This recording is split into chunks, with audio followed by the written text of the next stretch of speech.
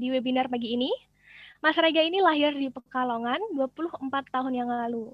Dan Mas Rega ini merupakan lulusan dari Psikologi UNES dan sekarang menjadi Human Resource Recruitment di salah satu perusahaan BUMN, yaitu PT Mikro Madani Institute, yang merupakan afiliasi dari PT Permodalan Nasional Madani dan bergerak di bidang pengelolaan SDM dan juga sertifikasi. Mas Rega juga sudah mengantongi sertifikasi nasional dari BNSP sebagai Human Capital. Nah, untuk aktivitas sehari-harinya mungkin yang kepo nih. Jadi Mas Rega ini menghandle rekrutmen se-Bali dan Lombok. Selain itu juga Mas Rega aktif sebagai pemateri dan juga menjadi instruktur di beberapa instansi di Lombok Timur, salah satunya di BLK Lombok Timur. Nah, selain itu juga Mas Rega aktif menulis beberapa karya seperti puisi dan saat ini tengah menyelesaikan bukunya yang kedua. Oke, pasti udah nggak sabar banget kan, apalagi denger CV-nya. Nah, langsung saja kita sambut Mas Rega. Selamat pagi, Mas Rega. Halo, selamat pagi Kak Ani. Oke, teman-teman semua selamat pagi. Assalamualaikum warahmatullahi wabarakatuh. Ya, saya senang sekali dengan teman-teman karena sudah bisa menyempatkan waktunya untuk mengikuti mengikuti seminar kali ini atau webinar kali ini dengan tema persiapan memasuki dunia kerja di era new normal. Nah, tadi sempat nih dibahas sama Kak Ani nih, kenapa sih kok kita harus ada persiapan di era new normal itu? Emang ada apa sih di new normal? Begitu kan Kak Ani ya? Kenapa sih dengan era new normal sih? Ada apa sih? Nah, kalau kita membahas era new normal, itu nggak akan lepas teman-teman dari penyebabnya nih. Apa nih penyebab dari era new normal? Pasti nggak lain dan nggak bukan kita saat ini sedang diserang ya, atau seluruh dunia saat ini sedang kesusahan lah karena adanya virus terbaru, yaitu virus corona atau COVID-19 yang dampaknya ternyata sangat luar biasa teman-teman. Enggak cuma di sektor kesehatan aja, tapi di hampir semua lini kehidupan. Seperti kebiasaan sehari-hari yang tadinya bisa berkumpul-kumpul jadi enggak berkumpul-kumpul, atau misal pun akhirnya berdampak sangat besar di dunia pekerjaan teman-teman. Seperti yang tadi Kak Ani sudah sampaikan nih ya. Jadi tadi Kak Ani sudah sampaikan bahwa di era corona ini atau di era new normal ini sangat besar dampaknya. Seperti yang saya catat atau beberapa saya riset itu, pengangguran di Indonesia itu tingkat pengangguran terbuka atau TPT per tahun 2020 di Februari bulan lalu itu tercatat turun mencapai angka 6,8 juta. Itu turun teman-teman dari tahun lalu. Nah, tahun lalu berapa sih Kak? Nah, tahun lalu itu sampai mencapai angka 7 juta orang Indonesia masih kesusahan atau belum memiliki pekerjaan. Hanya turun sekitar 150 karyawan saja yang akhirnya mendapat pekerjaan, atau teman-teman yang akhirnya mendapat pekerjaan. Itu angka yang lumayan, ya itu cukup baik bagi teman-teman bagi Indonesia ya. Tapi begitu COVID-19 menyerang nih teman-teman ya. Begitu COVID-19 menyerang, yang tadinya Indonesia berhasil menurunkan dari 150 pencari kerja sehingga mendapat serapan, karena ada COVID-19 tercatat per Agustus itu sekitar 3,5 juta karyawan yang dirumahkan dan belum memiliki kejelasan sama sekali. Apakah mereka bisa masuk lagi ataukah mereka diberhentikan untuk permanen? Nah, semua itu dilakukan. Jadi dampaknya benar-benar besar ya Mas Rega ya? Ya, benar Kak Ani, itu sangat besar dari sekali penurunan dampaknya. Sampai lonjakan yang sangat tinggi lagi. Ya, benar sekali. Yang tadinya 6,8 sekarang mencapai kurang lebih 10 juta karyawan atau 10 juta tingkat pengangguran terbuka, 10 juta tingkat pengangguran terbuka nih. Itu adalah angka terbesar setelah tahun 2008. Begitu besar ya dampak COVID-19 ini ya. Nah, perusahaan terpaksa melakukan seperti itu karena ya mana sih perusahaan yang pengen pilot Perusahaan mana sih yang pengen bangkrut? Dia melakukan segala cara agar bisa bertahan di era new normal seperti ini.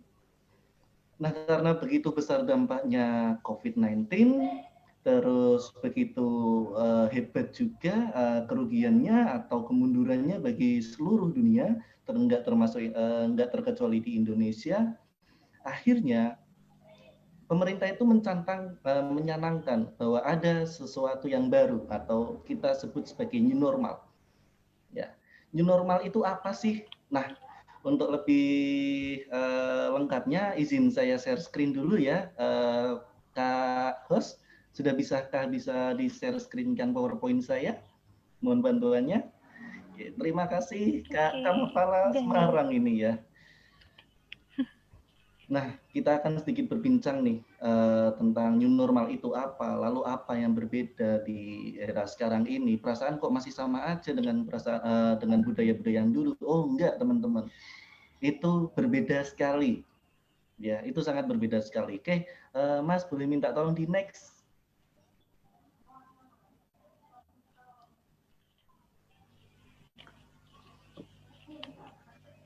Oke, Mas boleh minta tolong di next PowerPoint saya. Nah, ini dia teman-teman.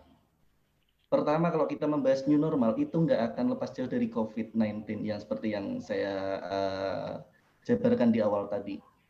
Imbasnya apa? Imbasnya banyak PHK, bangkrut, pengangguran tinggi, tingkat pengangguran terbukanya semakin tinggi. Itu angka yang sangat gede sekali loh teman-teman. Dari Februari, Maret, April, Mei, Juni, Juli, Agustus, sekitar 7 bulan, 3,5 karyawan di Indonesia dirumahkan. Benar sekali seperti Kak Ani tadi bilang tentang Airi, ya. Di Airi itu sampai menyatakan bahwa dia benar-benar berhenti permanen karena sudah tidak sanggup lagi bertahan. Pariwisata yang tadinya bisa ramai, semua berhenti. Terus beberapa sempat sekolah sampai sekarang masih berhenti ya, belum ada kejelasan nih kapan mau dibuka lagi. Sempat juga penerbangan di seluruh Indonesia juga diberhentikan. Nggak termasuk saya kena dampaknya, jadi saya nggak bisa pulang di tempat Kak Ani karena penerbangan Oke. berhenti. Nah, Jadi dari ini Mas, ada yang ingin tanya langsung nih gimana dari Kak? dari Kak Adit dari Bandung nih. Sebenarnya di daerah mana sih di Indonesia masyarakat banyak yang belum mendapatkan pekerjaan? Apakah merata di seluruh Indonesia? Kayak gitu nih. Dan Oke, mahasiswa sendiri harus bagaimana? Apa hanya cukup tahu saja? Nah, mungkin oke. juga ini karena silahkan mau langsung Mas Rega. Oke, kebetulan langsung dibacakan ya, langsung saja saya jawab ya. Untuk daerah mana sih di Indonesia yang sekiranya masih banyak tingkat penganggurannya nih? Pasti itu ada di Jawa, ya. Karena di Jawa itu penduduknya paling padat, lulusannya paling besar dari daerah-daerah lain. Saya pernah ke Kalimantan, saya pernah ke Maluku, ke Papua, ke NTT, dan sekarang saya sedang di NTB ya. Selisih 1 jam nih sama teman-teman di sana. Nah, di situ mereka itu tetap ini apa namanya? Mereka ketika lulus karena beberapa daerah memang belum banyak S1-nya, ketika mereka lulus dari SMA atau SMK, mereka masih bisa langsung kerja. Masih ada pekerjaan, entah itu pekerjaannya belum benefit lah, anggap aja mesti misal seperti jaga toko atau yang lainnya. Nah, kalau di Jawa itu karena persaingan yang besar, S1 dari sana itu sangat besar. Enggak cuma S1 aja nih, S2, S3, S-Tingting, ada guyunya sedikit ya. Nah, seperti itu. Karena banyaknya sekali S1 itu atau SMA dan peluang kerja semakin dikit dan kebetulan lapangan pekerjaan itu banyak yang di Jawa. Seperti pabrik-pabrik itu markasnya di daerah Cikarang Karawang tuh Kak Ani. Terus di Jakarta banyak perusahaan-perusahaan yang besar tuh di sana. Nah, semua itu ada di Jawa. Jadi kalau misal dipetakan kira-kira mana nih pengangguran paling banyak nih atau lulusan yang paling banyak menerima dampak, udah pasti otomatis ada di Jawa. Selaku pulau terpadat di Indonesia juga saat ini jadi pusat pemerintah. Oke, Kak Ani, saya lanjut Oke. dulu ya. Saya lanjut dulu ya. Oke, siap Mas. Nah, dampaknya seperti itu teman-teman PHK yang seperti tadi saya bilang 3,5 juta itu bukan angka yang sangat kecil, itu angka yang sangat besar sampai mencetak rekor ya. Kita akhirnya Indonesia mencetak rekor nih. Tingkat pengangguran tertinggi setelah tahun 2008. Itu bukan sesuatu yang membanggakan teman-teman. Cuman saya hanya ini aja membangkitkan bahwa teman-teman harus aware di sini. Oke, karena COVID-19 yang ya ampun luar biasa dampaknya, akhirnya pemerintah mencantangkan suatu tatanan baru atau yang kita dengar lebih sering dengar itu sebagai new normal. New normal apa sih? Ya new normal itu untuk memperkecil atau mempersempit atau menghilangkan penyebaran virus corona karena sampai saat ini vaksin atau obatnya belum kita temukan. Belum ada yang menemukan. Karena dampaknya juga gede, akhirnya pemerintah inisiatif nih membuat suatu tatanan baru atau yang lebih sering kita dengar itu new normal. New normal itu apa? Ya pola hidup sehat, jaga jarak, pemberlakuan PSBB ya.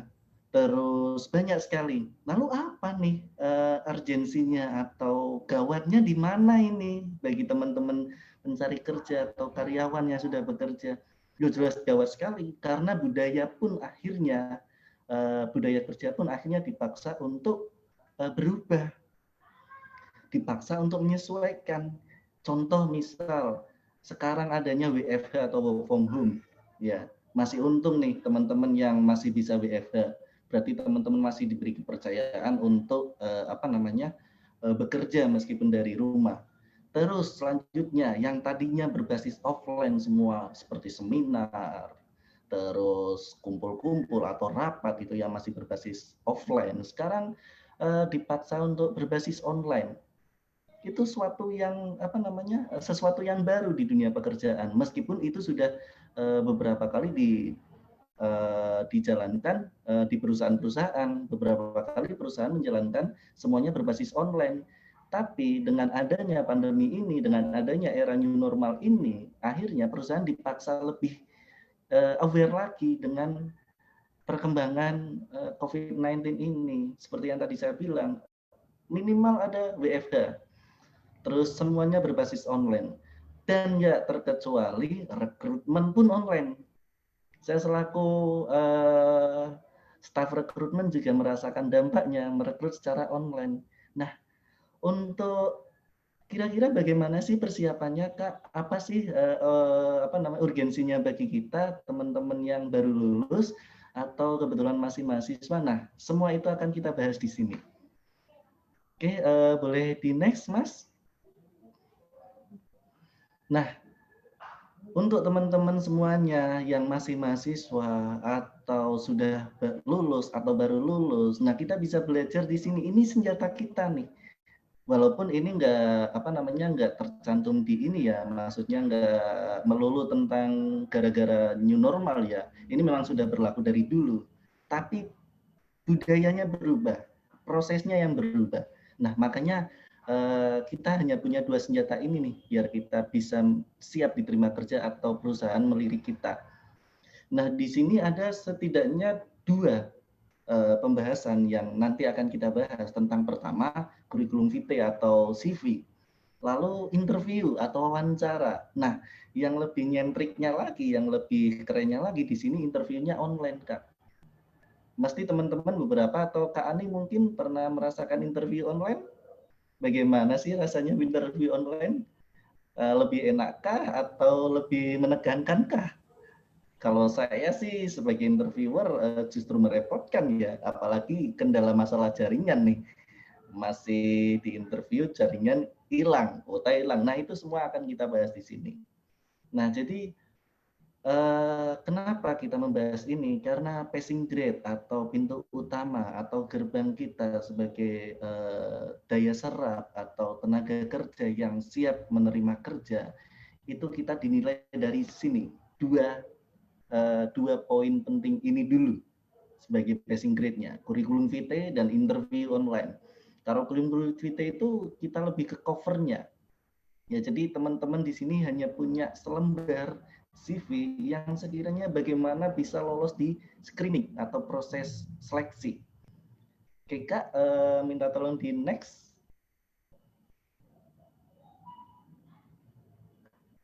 Oke, kita pertama bahas tentang CV. CV apa sih teman-teman? Kak Ani mungkin tahu nih CV apa?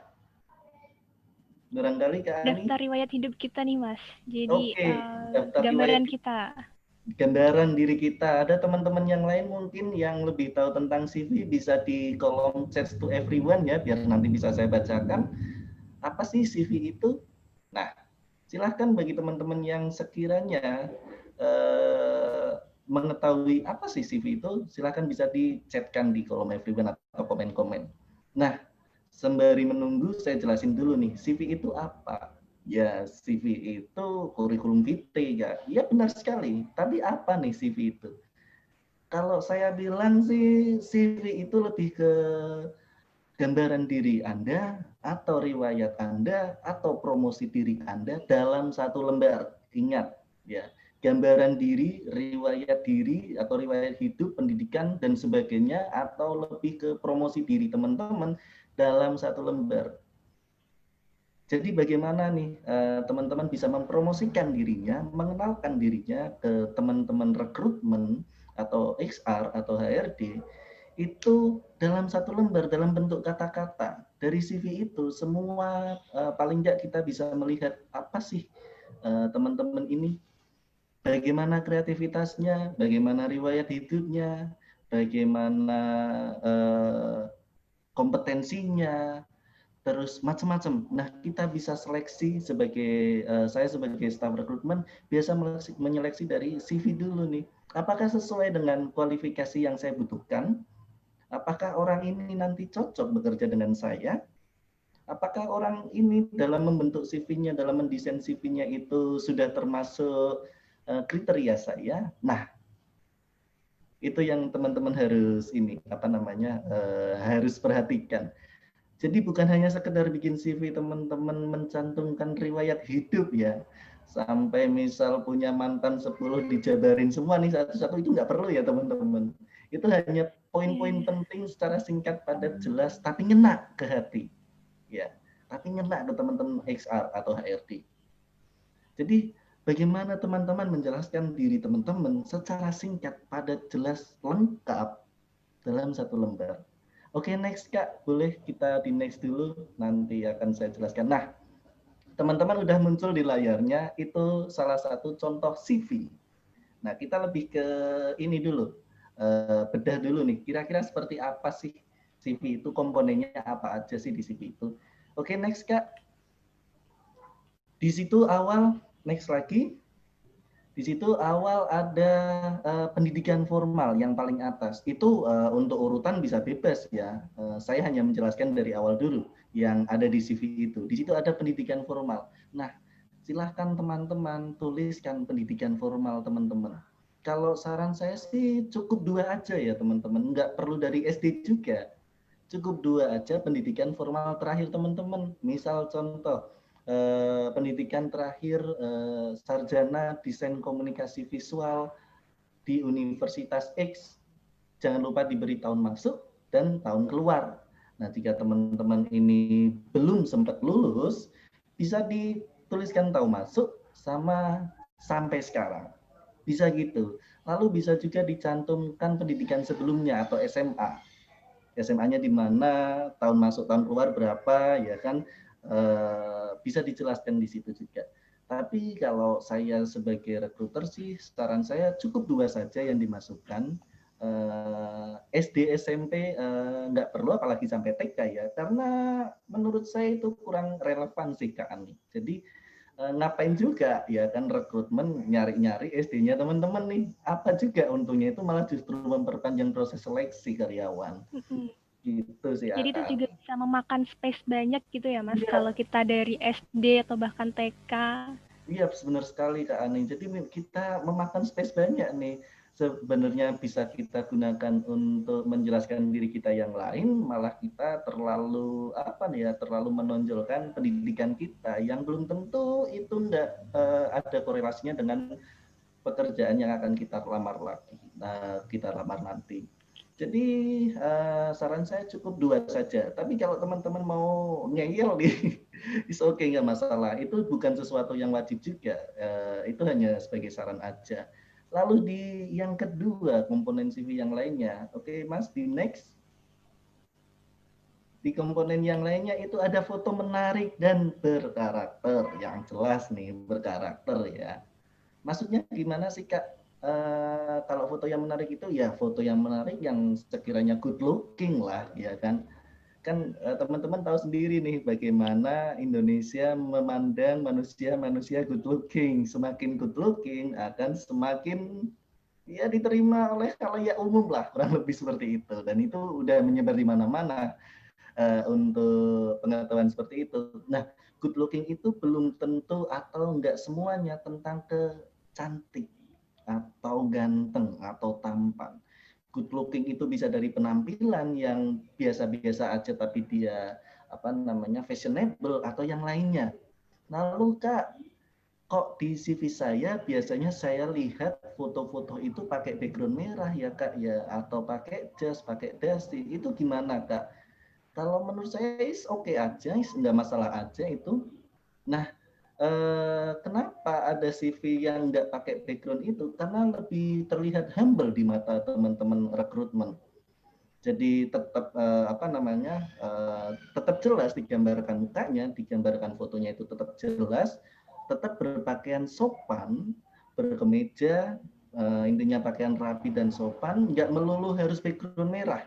Bisa teman-teman ketika lagi mengisi suatu acara ya kan nggak sengaja nih di candid sama panitianya, nah itu bisa juga dicantumkan di CV. Jadi nggak melulu pakai pas foto background merah pakai dasi dan jas ya, karena nggak apa-apa sih, tapi pertanyaannya biasanya pertanyaan muncul gini, kenapa Kak kalau memang pakai dasi atau jas dasi pakai jas terus pakai background merah ya nggak apa-apa juga, tapi bagi saya pribadi dan bagi beberapa teman-teman HRD atau rekrutmen itu terkesan terlihat kaku aja sih.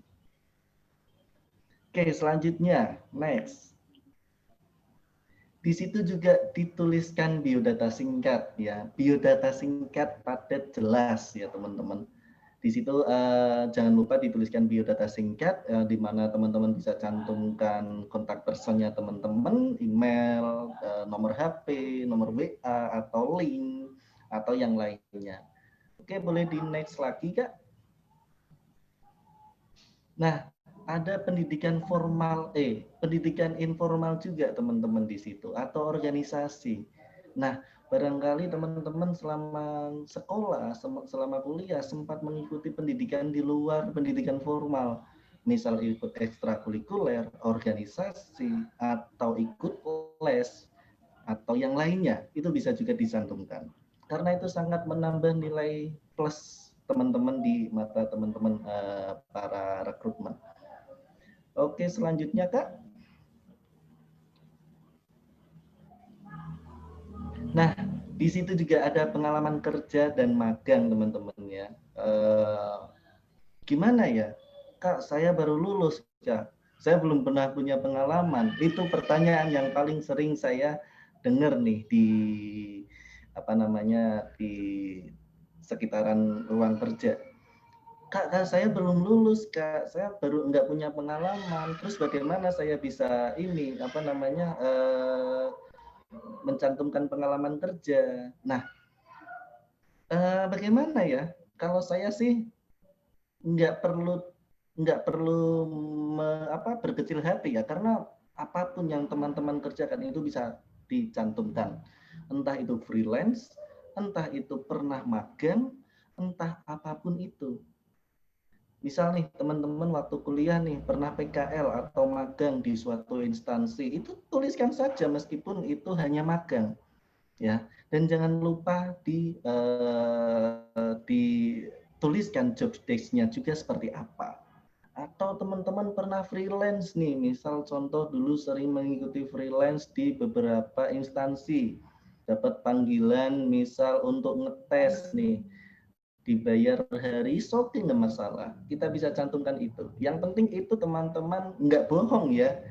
Kadang ada teman-teman yang suka bohong aja nih, biasanya apa namanya mencantumkan kalau teman-teman itu pernah mengikuti freelance di suatu instansi. Ketika dicek, ditelepon sama HRD-nya, apakah benar Anda pernah melakukan atau mengikuti ini? Dia kicep, dia nggak bisa ngomong. Nah, itu kan akhirnya ada kesenjangan nih antara kenyataan sama CV-nya teman-teman. Padahal di situ titik kepercayaannya teman-teman itu di situ. Oke. Itu juga berarti untuk pengalaman kerja nih Mas. Apakah walaupun kita sama melamar nih jadi HR, kita punya pengalaman lain nih di bidang ke-HR-an. Nah, itu baiknya dicantumkan apa enggak nih Mas? Nah, ada juga pertanyaan seperti itu. Ketika kita melamar jadi, anggap aja contoh kita melamar menjadi HR ya atau HR, tapi kita nggak punya nih pengalaman di bidang itu, justru kita punya pengalaman di yang lainnya. Misal, kita hanya punya pengalaman di desain interior atau di dunia marketing misal, yang nggak ada korelasinya sama sekali dengan dunia HRD. Apakah dicantumkan, Kak? Kalau saya, pasti saya cantumkan. Karena teman-teman rekruter atau staf HRD atau teman-teman yang bertugas untuk menyeleksi itu nggak melulu melihat tentang ada hubungannya nggak sih pekerjaan atau pengalaman yang kita ambil ini atau kita cantumkan ini ada hubungan, nggak perlu tentang itu teman-teman. Karena yang kita lihat biasanya itu bahwa ternyata teman-teman sudah mulai belajar, entah itu di dunia marketing, entah di dunia manajemen, entah di administrasi atau yang lainnya, itu nggak masalah dicantumkan. Poin plus bagi kita itu menunjukkan bahwa teman-teman sudah belajar bekerja atau sudah bisa berbaur atau punya nilai plus, punya pengalaman. Simpelnya seperti itu, meskipun pengalamannya nggak sama dengan atau nggak relevan dengan dunia yang akan teman-teman daftar. Itu juga menjadi acuan bahwa teman-teman juga berusaha bekerja sama dengan tim. Itu yang saya lihat biasanya, dan teman-teman HRD biasanya juga melihat itu. Jadi silahkan saja kalau misal nggak ada korelasinya nih, punya pengalaman di desain komunikasi atau desain interior, mau ngelamar jadi HRD, mau ditulis atau enggak, silahkan ditulis saja. Kalau saran saya seperti itu, karena itu pasti akan menambah poin plus. Tapi juga nggak melulu akhirnya, teman-teman juga harus selektif, nggak semuanya teman-teman cantumin juga ya.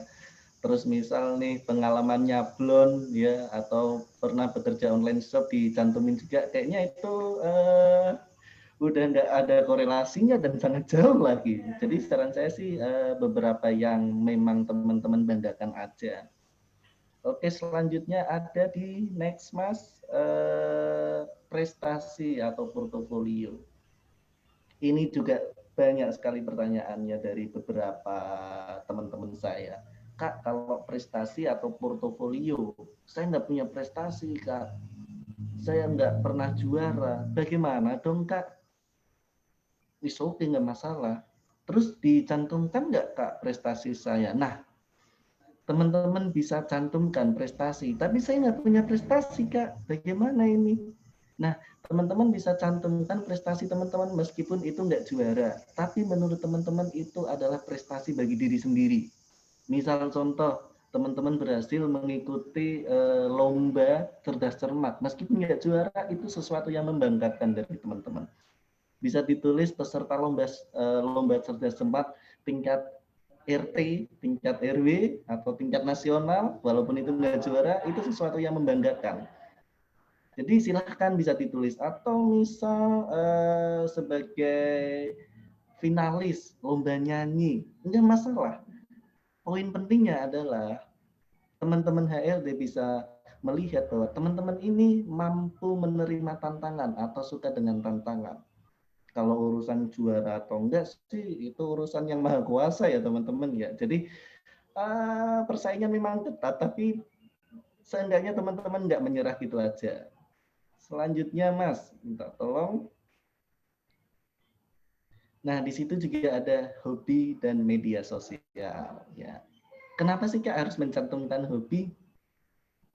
Kan nggak penting sekali Kak mencantumkan hobi. Saya juga nggak punya hobi. Atau bahkan hobinya di tahun 2020 ini sebagai kaum rebahan nih. Karena teman-teman semuanya menggunakan online, jadi tiduran sambil scroll-scroll Instagram mulu. Ya kan, kaum rebahan nih, nggak mencoba yang lain. Nah, hobi itu teman-teman menggambarkan diri lain teman-teman seperti itu kiranya. Menggambarkan bagaimana teman-teman jika tidak berhubungan dengan dunia kerja. Misal contoh hobinya futsal. Berarti menggambarkan bahwa teman-teman juga orang yang menjaga kesehatan. Futsal itu juga permainan dengan tim. Teman-teman juga digambarkan bahwa teman-teman bisa bekerja sama dengan tim. Atau hobinya main catur nih. Nah, teman-teman berarti bisa dikatakan bahwa teman-teman ini suka berpikir atau memiliki problem solving yang tinggi atau kemampuan memecahkan masalah yang baik juga, meskipun itu dalam bentuk hanya hobi. Jadi seperti itu, silahkan dituliskan. Tapi hobinya yang relevan ya, maksudnya yang relevan itu bukan hobi yang apa ya, misal yang aneh-aneh gitu, yang nggak ada hubungannya. Hobi-hobi itu misal contoh futsal, terus olahraga, terus main musik, menulis, itu termasuk hobi. Jangan hobi-hobi yang aneh-aneh. Suka matiin saklar listrik tetangga nih. Banyak sekali. Ada beberapa yang saya lumayan ketawa juga sih ya ketika lihat CV kok hobinya jahil gitu loh. Kenapa itu dicantumkan? Dalam hati saya, orang ini niat bekerja apa enggak sih? Kok bisa seperti itu ya kan? Oke lah, tapi itu intermezzo sedikit. Nah, di situ juga ada media sosial, teman-teman. Kak, kenapa media sosial? Emang dicek ya? Iya, dicek teman-teman. Media sosialnya teman-teman itu dicek. Apalagi untuk apa namanya? Untuk beberapa perusahaan yang memang teliti, memang perusahaan itu startup dan kekinian, itu pasti dicek media sosialnya teman-teman. Malah bahkan ada beberapa XR atau HRD yang menyarankan untuk Mbak tolong minta di unprivate dulu ya Instagramnya ya, bisa kita lihat ya. Nah, beberapa teman-teman yang pernah melamar kerja, pernah diminta untuk unprivate, silahkan ngomong aja di chat to everyone. Itu memang seperti itu teman-teman, karena itu untuk dicek, di stalking. Jadi yang nge-stalking teman-teman itu bukan cuma mantan aja, HRD juga tetap stalking. Cantik nggak nih, ya kan? Wih. Atau apa nih? Nah, tapi yang kita lihat bukan tentang menarik atau nggak menariknya atau penampilannya aja, tapi bagaimana sih teman-teman di dunia sosial, karena biasanya berbeda sekali antara dunia nyata dengan dunia sosial ya, kamuflase yang sangat berbeda sekali biasanya seperti itu. Teman-teman Jadi HRT penting biasanya banget ya Mas ya. gimana Kak Ani? Media sosial juga sangat penting buat menunjang kita di melamar pekerjaan gitu. Ya, sangat penting sekali Kak Ani, karena profil kita, bagaimana kita yang biasanya kita upload kan semuanya ada di media sosial. Saya juga dulu pernah punya pengalaman ketika saya melamar pekerjaan, saya diminta untuk unprivate Instagram saya. Dalam hati saya, kenapa? Suka-suka gue lah ya. Mau gue private kek, mau enggak kek, terserah gue. Kalau lu mau suka, mau menerima gue, terima aja, nggak usah ini. Ntar situ jadi netizen yang maha benar juga nih. Ntar kita berantem nih di sosmed. Tapi ternyata yang dilihat sama teman-teman HRD itu bukan sesuatu yang untuk mustakil mencari cacatnya kita, terus akhirnya dikomentarin, wah nggak bener luka, nggak bener, nggak seperti itu. Tapi mereka cukup membuktikan bahwa apa yang teman-teman katakan ketika interview sama dengan yang tercantum di CV. Lalu ada minta tolong nih, saran buat teman-teman atau tips. Biasanya Instagram teman-teman atau akun Facebook yang teman-teman cantumkan nih masih nama-nama zaman kita SMP dulu ya. Ya ampun. Misal contoh nih Ani suka manja, misal gitu. Oh, Ya, lupa diedit, dicantumin ke CV ya kan. Saya sebagai HRD loh kok manja sekali ternyata anak ini, boleh lah ya, itu perlu digarisbawahi ya teman-teman ya. Jadi sebelum teman-teman rampung menyelesaikan CV, silahkan bisa dicek dulu CV-nya seperti apa. Oke, next. Kak. Terakhir ada kompetensi yang ditonjolkan dan sesuai. Jangan sampai nggak sesuai nih. Misal contoh di situ ada teman-teman cantumkan kemampuan bahasa Inggris nih. Ada contoh kemampuan bahasa Inggris dari anggap aja dari skala 1 sampai 10. Teman-teman mengisi kemampuan bahasa Inggris itu di angka 9.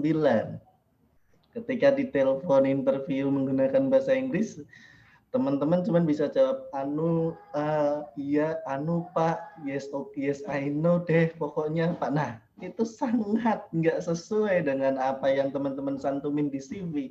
Itu akan jadi pertanyaan besar. Ternyata halo efeknya yang setelah ditelepon katanya bisa bahasa Inggris, ternyata enggak. Itu menghancurkan apa ya namanya, penilaian awal teman-teman sendiri. Nah, silakan dituliskan saja kompetensi yang teman-teman kuasai, tapi sesuai. Kalau memang kurang, ya tuliskan aja kurang. Seperti itu ya, kurang lebih. Kalau misal memang kurang, silahkan dituliskan aja bahwa itu kurang. Misal kemampuan Microsoft Excel di angka 6, silahkan tuliskan saja di angka 6. Nah, kurang lebih seperti itu. Untuk lebih lengkapnya, teman-teman, CV-CV itu seperti apa, komponen apa aja sih yang penting di dalam CV, silahkan bisa di next dulu. Kita ada setidaknya 8 komponen di CV. Mas, di next, Mas. Nah, ini dia, komponen penting CV. Setidaknya ada 8 komponen penting CV yang saya cantumkan di sini. Yang pertama tadi biodata. Teman-teman bisa tuliskan nih biodatanya teman-teman, nama lengkap.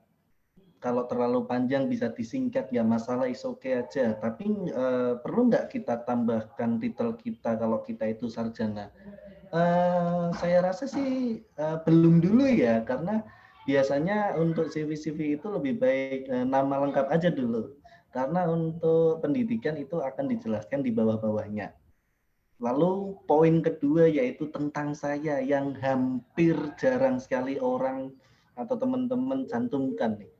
Tentang saya. Tentang saya apa sih? Tentang saya itu ibarat kata satu paragraf teman-teman bercerita dengan tentang diri teman-teman sendiri. Contoh, saya adalah seorang sarjana seni dan saya sangat tertarik dengan hal apapun yang berhubungan dengan seni, khususnya dengan seni musik karena saya sangat ahli dalam memainkan gitar. Tapi tidak menutup kemungkinan saya mempelajari seni-seni yang lain. Nah, itu paragraf singkat yang menjelaskan tentang bagaimana teman-teman. Di situ juga HRD menilai bahwa teman-teman ini termasuk orang yang bisa bekerja sama atau enggak, kreatif atau enggak, mau belajar lebih atau enggak. Itu yang teman-teman harus perhatikan.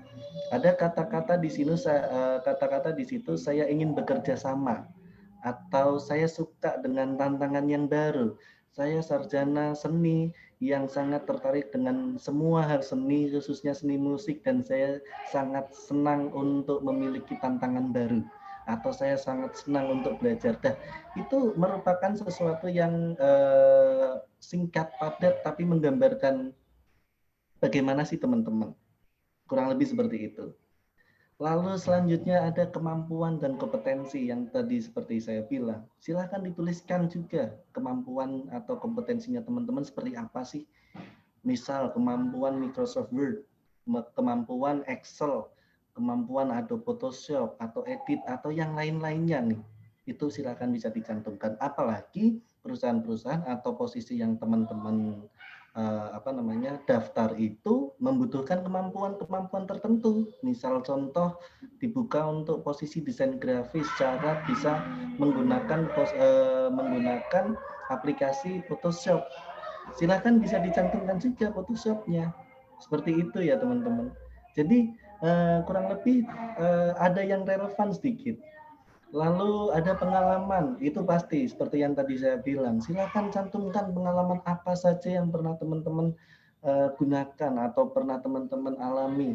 Magang di rumah sakit A sebagai pendamping, Dan jangan lupa diberikan waktu sama job desk-nya teman-teman itu apa. Biasanya nih cuman menuliskan magang di PT ABC pada tahun 2017 sampai 2018, tapi dia lupa menuliskan job desk-nya seperti apa. Nah, kita kan sebagai HRD nggak tahu nih, apa nih yang teman-teman lakukan ketika magang di situ. Uraikanlah sedikit beberapa job desk yang teman-teman lakukan. Misal contoh, mengadministrasi atau merekap data A, B, C, D, E, atau melakukan riset, atau mengkoreksi, atau filing, dan lain-lainnya. Itu bisa teman-teman tuliskan juga ya. Lalu komponen penting yang lainnya yaitu ada pendidikan. Seperti yang tadi saya sudah bilang di CV sebelumnya, pendidikan itu cukup 2 saja teman-teman. Nggak perlu dari pendidikan PAUD, TK, SD, SMP, SMA. Itu terlalu panjang sih. Paling nggak minimal 2 pendidikan terakhir teman-teman. Pendidikan formal loh ya. Dan bisa ditulis tahun masuk dan tahun keluarnya kapan. Jika ada jurusan silakan dicantumkan juga. Misal contoh Universitas Negeri Semarang jurusan psikologi, tahun masuk 2013, tahun lulus 2001. Loh kok lama sekali Kak Ani, bukannya itu sudah di drop out ya. Jadi harus tetap aware juga, hati-hati juga ya teman-teman untuk menuliskan teliti. Lalu ada skill juga. Nah, skill ini yang berkaitan misalnya seperti soft skill ya teman-teman. Misal kemampuan komunikasi, silahkan bisa dicantumkan pakai skala 1 sampai 10 seperti yang tadi saya sampaikan, atau memiliki skill leadership misal, atau analisa misal, silahkan bisa dicantumkan. Sekiranya apa nih yang dibutuhkan perusahaan untuk menerima teman-teman, misal posisinya sebagai desain atau sebagai staff desain nih, perlu dicantumkan juga skill kreativitas teman-teman dari angka 1 sampai 10 kira-kira seberapa, atau menjadi posisi sebagai marketing nih, skill komunikasinya teman-teman jangan lupa dicantumkan juga dari angka berapa sampai skala berapa. Itu juga penting sih, meskipun itu agak meleset dikit-dikit, yang penting sesuai lah, yang penting sesuai. Lalu media sosial yang seperti tadi yang saya ucapkan, karena media sosial itu sangat penting sekali teman-teman. Penting sekali media sosial karena kita akan dicek di situ. Lalu yang terakhir ada kontak personal atau nomor teman-teman yang bisa dihubungi ya. Dan yang paling menjadi keresahan teman-teman HR atau HRD itu menerima email yang namanya sulit sekali. Misal contoh namanya narutouzumaki@gmail.com. Ini saya benar-benar nih kayaknya Hokage nih yang melamar kerja di perusahaan saya. Jadi jangan seperti itu ya. Tetap dituliskan nama lengkap teman-teman ya. Meskipun ada titiknya, ada singkatannya itu nggak masalah. Misal contoh rekawibiarto.n@gmail.com itu masih ya formal lah daripada yang tadi. Lalu juga hindari angka-angka yang ribet juga. Biasanya kan Google atau email itu membuat otomatis nih, apa namanya, email atau saran email otomatis. Biasanya nama Rega Wibiarto 899019 gitu. Biasanya ada seperti itunya, atau R Wibiarto 12349 gitu, atau yang lainnya. Nah, itu bisa teman-teman sekiranya diminimalisir, seenggaknya teman-teman HRD gampang mengingat email teman-teman. Itu ya. Sama yang terakhir bisa dicantumkan nomor telepon dan nomor WA, karena sekarang sangat penting sekali menggunakan WA. Kalau bisa sih dua kontak ini satu nomor ya, atau satu kontak. Kadang ada beberapa nih yang nomor teleponnya itu berbeda dengan nomor WA. Jadi mencantumkan dua, tapi nggak dituliskan kejelasannya seperti apa, mana yang kontak WA, mana yang kontak nomor telepon pribadi. Jadi silahkan kalau bisa sih dua-duanya itu menjadi satu kontak ya, nomor kontak telepon dan nomor WA itu bisa jadi satu. Kalau bisa seperti itu. Kalau nggak bisa nggak apa-apa, yang penting dicantumkan dengan jelas seperti apa. Oke, next. Nah, ini salah satu contoh kurikulum vitae atau CV. Nah, saya mau tanya nih sama teman-teman peserta di sini, apakah CV yang saya tampilkan ini sudah baik atau belum? Dari komponen-komponen yang tadi saya jelaskan. Kira-kira menurut teman-teman apakah sudah baik atau belum? Silahkan bisa dikomentari di kolom chat. Oke, saya masih menunggu nih. Sudah baikkah atau belum nih menurut teman-teman CV yang ini nih? Menurut saya belum Kak, katanya Kak Bimas nih. Terima kasih loh Kak Bimas sudah. Oh ini ada Wiwin Saifullah, Kak Wiwin belum. Apanya nih yang belum nih? Perasaan sudah lengkap juga di situ. Ada riwayat pendidikan, ada profil, ada fotonya juga ganteng itu kayak brewokan ya. Maco sekali, saya hampir jatuh cinta nih lihatnya. Di situ juga ada kemampuan dengan skala. Bisa dijelaskan nggak kira-kira apa nih yang belum sesuai atau yang kurang nih atau harus yang dipoles sedikit nih kira-kira apa nih teman-teman? Apa ya? Selain apa ya? Fotonya udah ganteng kok dia. Nggak pakai background warna merah juga. Walaupun pakai jas tapi nggak pakai dasi. Ya, memang ini belum ya teman-teman. Sudah benar, nggak salah, tapi belum aja sih menurut saya. Coba kita lihat contoh CV yang, nah ini ada Kak Toto, desain tata letaknya nih, tata letaknya kurang menarik nih. Terus Kak Bimas lagi, desain dari CV-nya kurang menarik Kak. Itu kayak bikin di Microsoft Word ya. Jadi cuman cantumin foto, kotak-kotakin, kasih profil, ketik dikit, print dah udah selesai. Tidak ada biodata tentang saya, ya benar sekali nih. Jadi cuman profil. Nah, saya sebagai rekrutmen melihat CV ini, ya apa ini maksudnya? Paling saya seperti itu. Ini apa nih maksudnya? Ini Anda ini siapa sih? Anda ini siapa sih? Nah, itu. Nah, CV yang bagus itu seperti apa? Kita next dulu coba Kak, kita di nextkan dulu.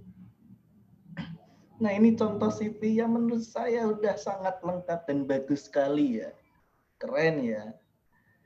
Di situ ada nama Adeline Weber dan dicantumkan juga posisi yang dia lamar, responsible communication. Nah, itu nama nama apa namanya? Nama posisi atau nama bagian yang dilamar oleh Adeline Weber. Teman-teman bisa meniru seperti itu tuh. Terus di situ ada profilnya, gambaran singkat tentang Adeline Weber itu seperti apa ya menurutnya sendiri ya, bukan menurut orang lain. Jadi silakan pasarkan dirinya sebaik mungkin, silakan dipromosikan dirinya semenarik mungkin dan dituliskan di profilnya. Terus juga ada kontak, bahkan di situ sampai menyantumkan barcode LinkedIn. Teman-teman tahu ya LinkedIn ya, platform untuk pencari kerja di situ. Terus juga ada experience atau pengalamannya juga di situ. Dan nggak lupa di situ si Adeline ini cantumkan job desk-nya secara singkat. Seperti apa sih apa yang dia kerjakan. Ada education juga atau pendidikan, tahun masuk, tahun lulus. Terus juga ada information atau di situ mencantumkan banyak sekali icon-icon aplikasi. Di situ ada Photoshop, ada Microsoft Word, ada PowerPoint, Excel, dan yang lain-lain. Itu bukti bahwa si Adeline ini menguasai aplikasi-aplikasi tersebut. Lalu juga ada language atau skill atau kompetensi yang lainnya yang dia tuliskan memakai skala sampai 4. Di situ ada language-nya, ada tercantum bahasa Angola sama bahasa Espanyol atau Spanyol. Di skala 4, si Adeline ini mencantumkan 2. Berarti setidaknya menggambarkan bahwa si Adeline ini bisa ini apa namanya bisa sedikit tidaknya bahasa Inggris, kemampuannya sedang-sedang saja lah, kurang lebih seperti itu. Oke, next Kak. Udah. Nah, Udah mau step kedua nih sudah nanti. selesai untuk materi CV-nya ya teman-teman. Nanti kalau bagi ada yang mau bertanya, silahkan bisa ditanyakan langsung ke Kak Ani seperti apa, nanti di chat, nanti akan kita bahas satu-satu. Jadi seperti itu ya teman-teman, CV itu kurang lebih itu menggambarkan diri teman-teman dalam satu lembar. Jadi buatlah seniat mungkin. Jangan sampai teman-teman harapannya pengen diterima di perusahaan yang profit, yang keren, tapi teman-teman bikin CV-nya males-malesan. Ya, gimana kita akan percaya ya sebagai ART, gimana kita akan percaya bahwa teman-teman ini benar-benar serius untuk bergabung di perusahaan kita. Terus ada masukan dari saya, yaitu silahkan kalau teman-teman pengen ulik-ulik bagaimana CV, silahkan bisa dikunjungi web yang saya biasa kunjungi untuk rekomendasi desain CV, itu canva.com. Itu sangat membantu sih bagi saya. Saya share di everyone ya. Canva.com itu salah satu platform atau website atau situs yang menyediakan berbagai banyak desain CV yang bisa teman-teman edit di situ juga. Kebetulan saya juga seperti itu kemarin-kemarin karena saya nggak pandai pakai Corel Draw, jadi saya ya pakai jalan pintas, tapi tetap saya rubah sebanyak mungkin. Itu aja sih tentang CV. Jadi tetap kita harus mengusahakan ya Mas, walaupun kita nggak bisa nih semua mengedit. Nah banyak juga platform yang memudahkan kita. Jadi emang CV ini kan penting banget buat first impression kita juga ke perusahaan gitu ya Mas ya. Ya pasti Kak. Oke, jadi nah seumpama nih Mas, kita udah punya CV yang bagus nih.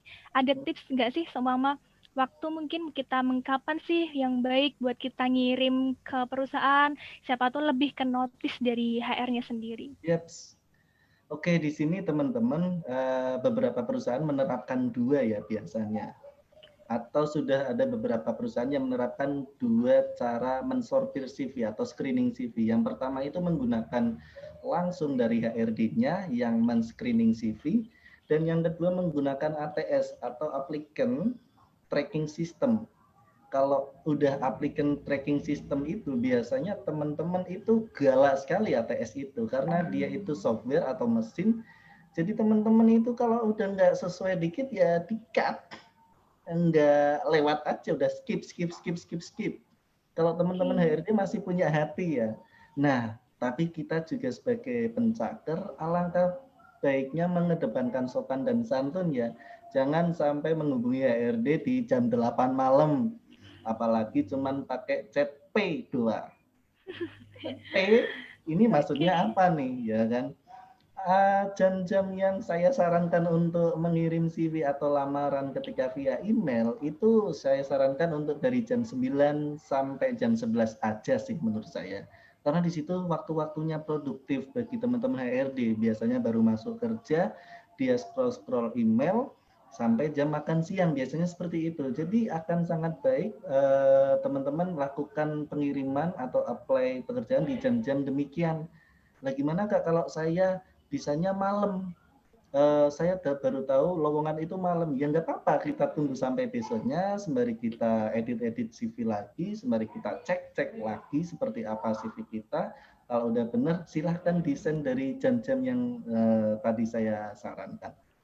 Oke, Itu siap. sih Kak Ani. Makasih ya Mas Rega buat tipsnya juga nih. Jadi emang kita udah belajar nih tadi apa aja sih komponen CV ini, karena CV Yep. ini juga merupakan salah satu proses awal kita nih ya buat sampai ke perusahaan, gimana perusahaan menilai kita nih. Wah, oke, jadi sangat bermanfaat sekali nih Mas.